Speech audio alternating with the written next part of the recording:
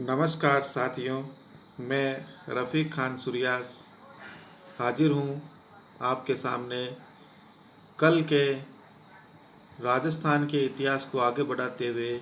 आज राजस्थान का बौद्धिक स्वरूप, जो कि एक स्थायी ज्ञान होता है राजस्थान का, आप इसे ध्यान लगाकर सुने।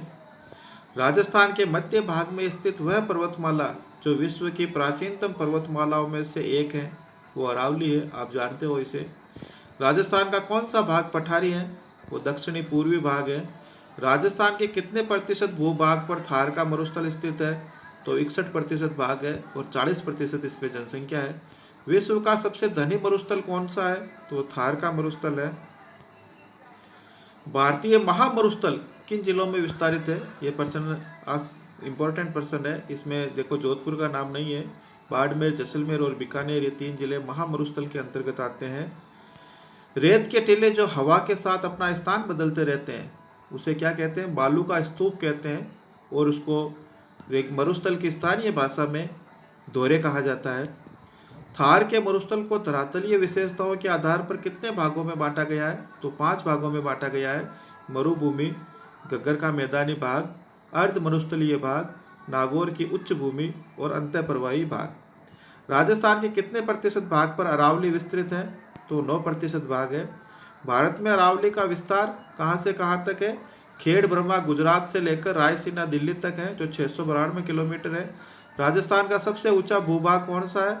वो अरावली है। थार के मरुस्थल को पूर्व की ओर विस्तार से कौन रोकता है? अरावली पर्वतमाला ही रोकती है। अरावली पर्वतमाला को राजस्थान की जीवन रेखा क्यों कहा जाता है? अच्छा प्रश्न नहीं है।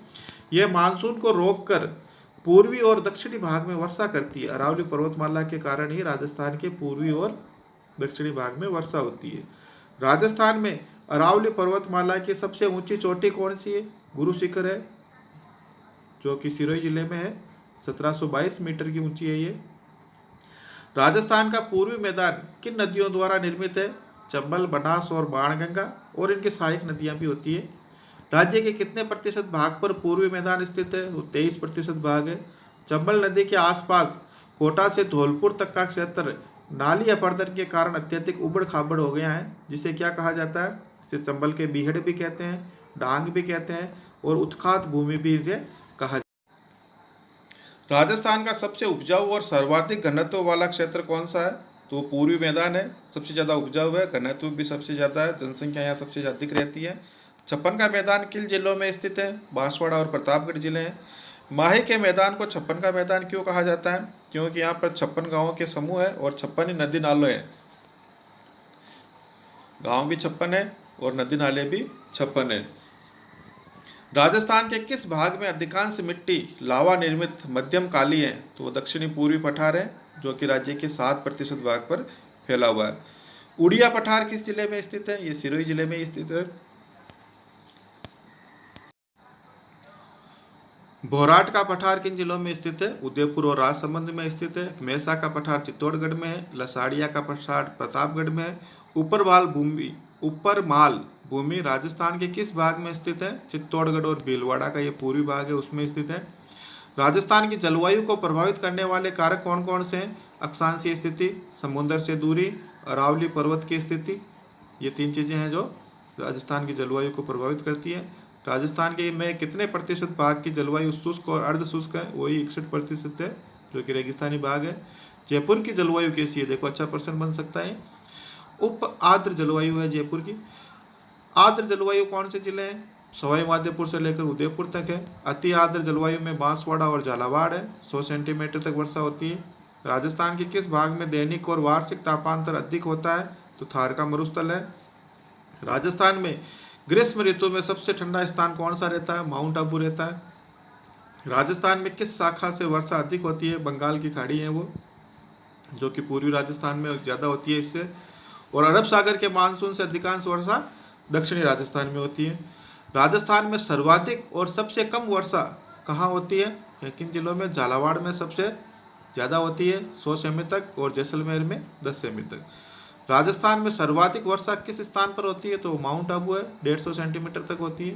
राजस्थान में लगातार वर्षा कम होती जाती है, किस दिशा से किस दिशा की ओर जाने पर? दक्षिणी पूर्वी भाग से उत्तरी पूर्वी भाग की ओर जाने पर सर्दियों में होने वाली वर्षा या पश्चिमी विक्षोभ, जिसे अपन माउंट भी कहते हैं, ये किस सागर से आते हैं? तो ये भूमध्य सागर से आते हैं। मानचित्र पर समान वर्षा वाले स्थानों को जोड़ने वाली काल्पनिक रेखाएं क्या कहलाती है? समवर्षा रेखाएं कहते हैं इसे। ऋतु के अनुसार अपनी दिशा बदलने वाली हवाएं क्या कहलाती है? मानसूनी हवाएं कहलाती है। सीधा साधारण सा प्रश्न है, लेकिन ये कभी भूल भी सकते हैं अपन। ऋतु के अनुसार ही दिशा बदलती है, वो मानसूनी हवाएं होती है। अब अगला टॉपिक अपना आएगा जल संसाधन और संरक्षण। धरातलीय बनावट, देखो ध्यान से सुनना। धरातलीय बनावट और भूगर्भिक संरचना के आधार पर किसी नदी तथा उसकी सहायक नदियों द्वारा निर्मित जल प्रवाह की विशेष व्यवस्था को क्या कहा जाता है? देखो कितना अच्छा प्रश्न है। निर्मित जल प्रवाह की विशेष व्यवस्था, इसे अपवाह तंत्र या प्रवाह प्रणाली कहा जाता है। दो अपवाह क्षेत्रों के मध्य की उच्च भूमि को वर्षा जल की विभिन्न दिशाओं में विभक्त कर जो प्रवाहित करती है, उस रेखा को कहा जाता है जल विभाजक रेखा। बंगाल की खाड़ी में जल ले जाने वाली नदियां, मुख्य नदियां हैं बनास, काली सिंध, पार्वती। अरब सागर में जल ले जाने वाली नदियां माही, लूनी, साबरमती, पश्चिमी बनास, और आंतरिक प्रवाह वाली घग्गर, बाणगंगा, कांतली, साबी, रूपारेल, मेंढा। चंबल का उद्गम स्थल विंध्याचल पर्वत है मध्य प्रदेश में। राजस्थान की सबसे लंबी और एकमात्र वर्ष भर बहने वाली नदी कौन सी है? वो चंबल ही है। राजस्थान में चंबल नदी कहाँ से प्रवेश करती है? भैंसरोडगढ़, चित्तौड़गढ़ से प्रवेश करती है। राजस्थान का औद्योगिक नगर कोटा किस नदी पर स्थित है? तो वह चंबल नदी पर स्थित है। आशा करता हूँ समझ में आए होंगे आपके। आप इनको अपनी कॉपी में नोट करते जाएं और नियमित रूप से मेरे YouTube चैनल का लाभ उठाते रहें। धन्यवाद।